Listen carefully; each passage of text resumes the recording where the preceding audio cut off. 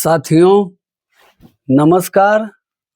हमारी आज की कहानी है उत्तर प्रदेश के मुजफ्फरनगर जिले से है। साथियों यहाँ एक गांव है, उस गांव का नाम है बखरवा मोदीनगर। ये मुजफ्फरनगर जिले में पड़ता है। साथियों आज हम भी लगभग महीने भर से कहानियां आप लोगों को सुना रहे हैं। एक ही टाइप की कहानियां हैं, सब मार धाड़ वाली वही सब बता रहे थे।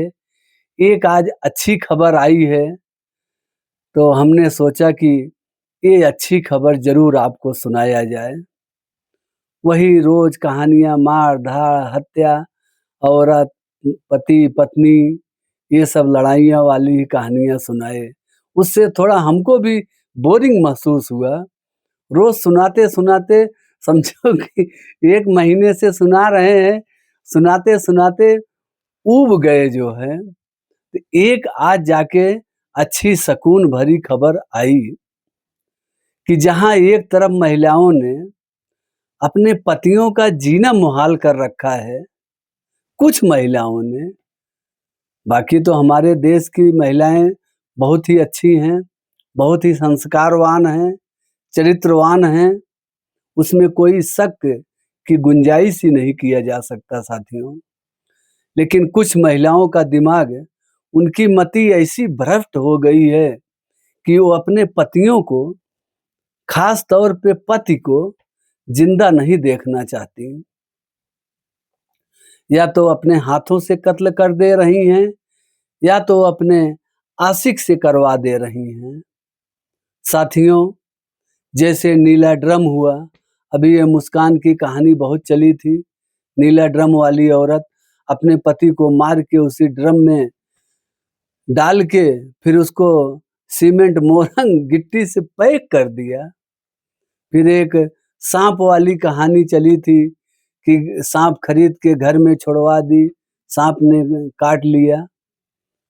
फिर नींद की दवाइयाँ, गोलियां, ड्रग्स, चाकू, खंजर, असलहे सब चलवा दी। औरतों की वजह से क्या नहीं क्या देखने को मिला। कुछ औरतों की वजह से, सभी माताओं बहनों को हम नहीं कह रहे हैं, कुछ ऐसी हैं। अब कितनी थी तो वो तो सामने आ गई, अभी कितनी अंदर अंदर जल रही हैं वही जान सकती हैं। लेकिन हमारा प्यारा भारत देश जो सभी आगंतुकों का सादर सम्मान करता है, हमारे यहाँ की महिलाएं बहुत ही नेक, बहुत ही अच्छी हैं। हम सभी महिलाओं की बात नहीं कर सकते साथियों। इसमें कुछ महिलाएं हैं जिसकी मति भ्रष्ट हो गई है, बाद में उनको कुछ नहीं मिलता, जो वो इच्छा पाले बैठी रहती हैं कि वो मिलेगा, वो भी नहीं मिलता, और वो अपने पति को मार के तो निपटा ही देती हैं। बाद में उनको वही हवालात की रोटी मिलती है और फिर वही हवालात में काम करें, या तो उनको आजीवन कारावास होती है या तो उनको फांसी पर चढ़ाया जाता है। साथियों आज की कहानी बहुत ही सुकून भरी है, बहुत ही खुश करने वाली है, सुख देने वाली कहानी है। साथियों एक छोटा सा गांव मुजफ्फरनगर जिले का, जिस गांव का नाम है बखरवा मोदीनगर, गांव का नाम है, इलाके का नाम है, वहां के रहने वाले हैं सचिन कुमार जी। सचिन कुमार जी रहते हैं, उनकी धर्म पत्नी रहती हैं, उनका नाम है आशा देवी, और उनके दो नन्हे मुन्ने, ये हमारे दो ही रतन, एक का राम एक का लखन, दो पुत्र रहते हैं। साथियों ये कहानी 16 साल पीछे चली जाती है। सचिन कुमार 16 साल से अनवरत कांवड़ यात्रा का जल लेने के लिए हरिद्वार जाते हैं, और हरिद्वार से आके उनके गांव में एक बाबा कुशलनाथ जी का मंदिर है, उस मंदिर में जलाभिषेक करते हैं। साथियों, ये क्रम अनवरत उनका 16 साल से चल रहा था, लेकिन पिछले साल उनकी रीढ़ के हड्डी में कोई बीमारी आ जाने की वजह से उन्होंने अपनी रीढ़ की हड्डी का ऑपरेशन करवाया, जिसके वजह से उनकी रीढ़ की हड्डी तो ठीक हो गई, लेकिन उनके पैर जो हैं पैरालाइसिस हो गया, मतलब लकवा मार दिया साथियों। और वो परिवार ना तो अमीर है, ना तो मीडियम है, गरीब परिवार है साथियों।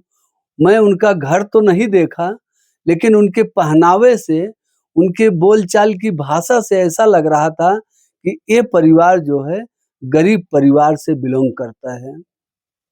साथियों, गरीब परिवार होने की वजह से जब उनकी रीढ़ की हड्डी का ऑपरेशन करवाना था, उनके पास पैसे भी नहीं थे। उनकी धर्म पत्नी आशा देवी ने ये मीडिया वाले को स्वयं बताया, वही बात मैं आपसे बता रहा हूँ। साथियों, आशा देवी ने बताया कि उस समय हमारे पास पैसे नहीं थे, लेकिन संयोगवश उनके पति का आयुष्मान कार्ड जो भारत सरकार बना के देती है, 5 लाख रुपए तक का फ्री में इलाज आप चाहे जिस हॉस्पिटल में जाके करवा सकते हैं। 5 लाख रुपए तक का आपको छूट रहेगा। साथियों, आशा देवी उस आयुष्मान कार्ड को लेके हॉस्पिटल में जाती हैं, अपने पति का रीढ़ की हड्डी का ऑपरेशन करवाती हैं। साथियों, वो ऑपरेशन सफल होता है, लेकिन क्या कारण, क्या वजह से उनके पति का पैर जो है लकवाग्रस्त हो जाता है, पैरालाइसिस मार देता है। साथियों, हर साल की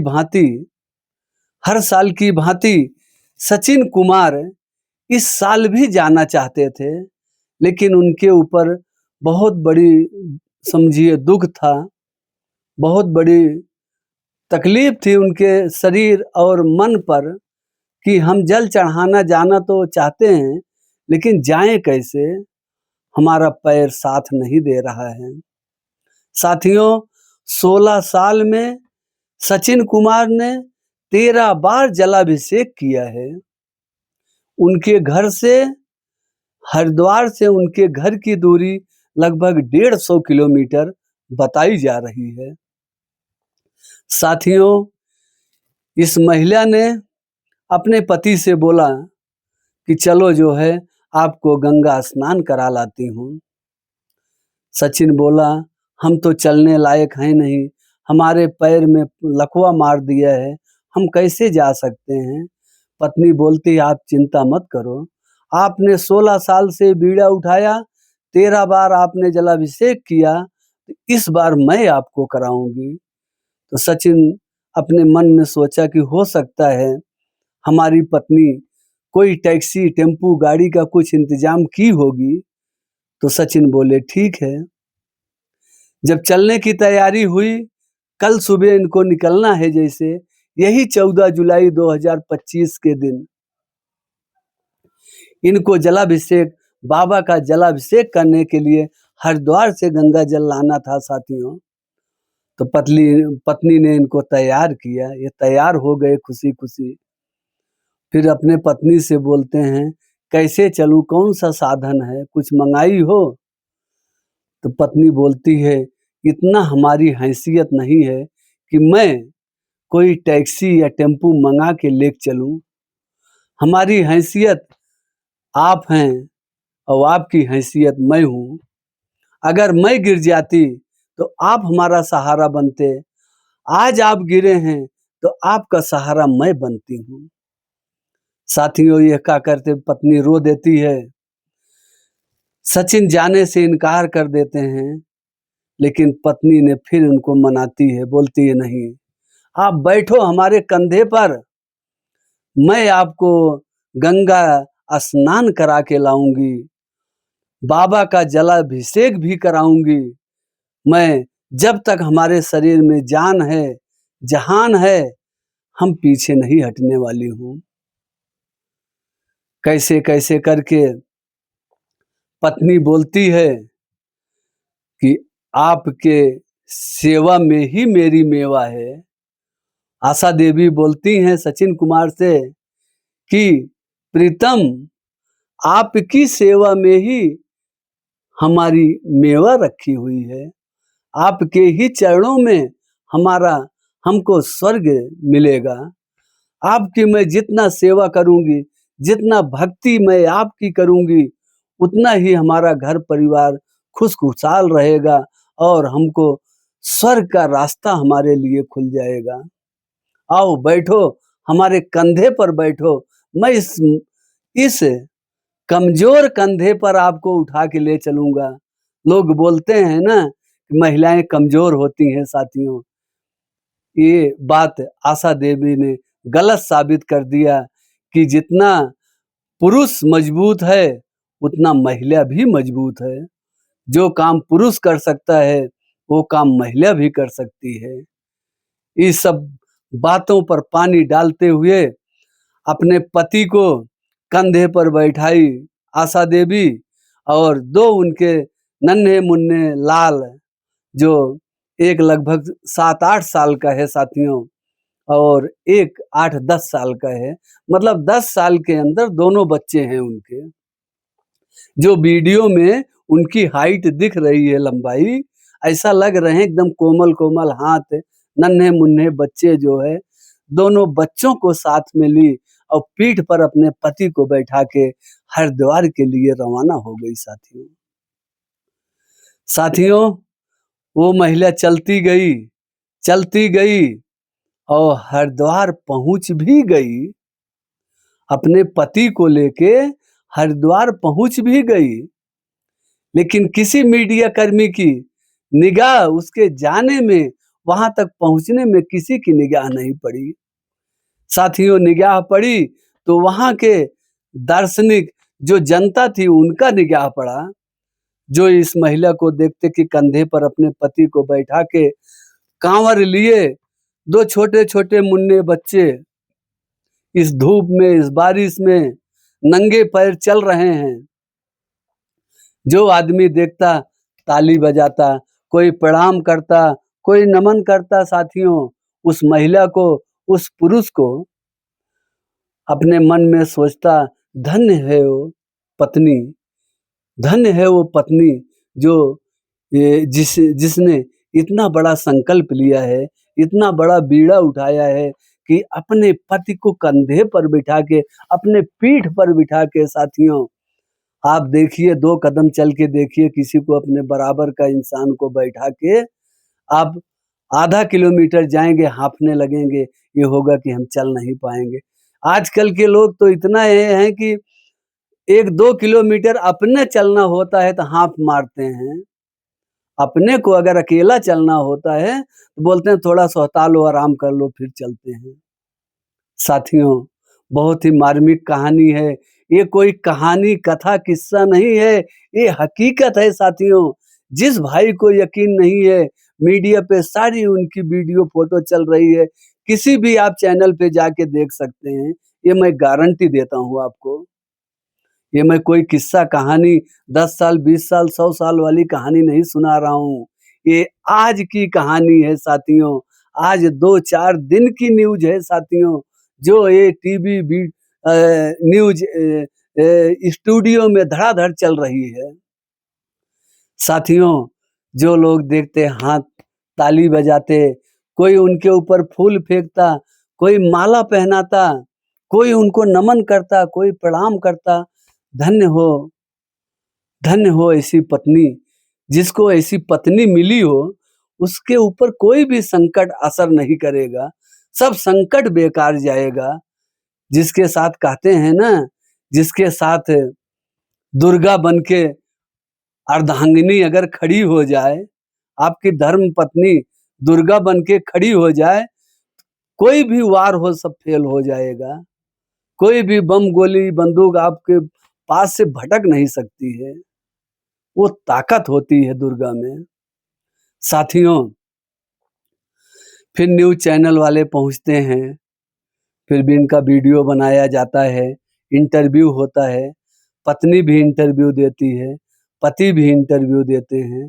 इंटरव्यू में यही कहते हैं दोनों, पत्नी कहती है पति के चरणों में ही स्वर्ग है, पति के ही चरणों में स्वर्ग है, इनकी सेवा में ही मेवा है। हाँ, हमको लगता है कि वो पत्नी पढ़ी लिखी तो नहीं है, इंटरव्यू में जो बोल रही है पढ़ी लिखी नहीं है, लेकिन पढ़ी लिखी को उसने फेल कर दिया। और उसका पति बोलता है, जब ये बातें बताता है कि हम तो असहाय थे, हम तो चल फिर नहीं पा रहे थे, लेकिन कांवड़ उठाने की, जलाभिषेक करने की मन में इच्छाएं दौड़ रही थी, लहर बन के दौड़ रही थी, दिल एकदम धड़क रहा था कि हे भगवान, आज हमको ये संकट नहीं मिला होता तो मैं जरूर जाता बाबा का जलाभिषेक करने। साथियों, उन लोग की एक भगवान से विनती भी है और मंगत भी है, जैसे लोग मानते हैं कि उनका पति जो है फिर से वही हाल में हो जाए जैसे वो अपने पैरों से चल के हरिद्वार बाबा का जल लेने जाता था और जल ले आके बाबा कुशलनाथ मंदिर में जलाभिषेक करता था। साथियों, आप लोग भी उस पति पत्नी के लिए आप भी भगवान से आशीर्वाद मांगिए कि हे भगवान, उसके पति को वो दोनों पैर वापिस लौटा दो जो पहले की तरीके से वो जाता था, वो करता था। साथियों, बहुत ही मार्मिक कहानी है। साथियों, इस महिला का नाम हमने अपने विचार से इनका नामकरण किया है कलयुग की सीता।